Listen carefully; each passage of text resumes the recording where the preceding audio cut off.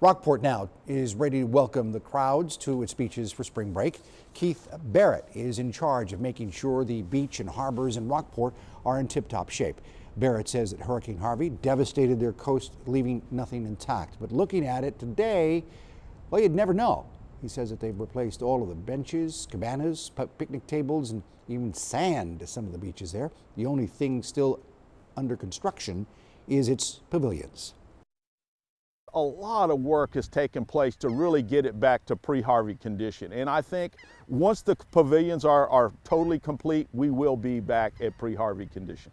The pavilion in the middle of the beach is expected to be completely finished or completed as far as construction and reconstruction by the end of March, and the one at the end of the beach is expected to be done by the end of summer.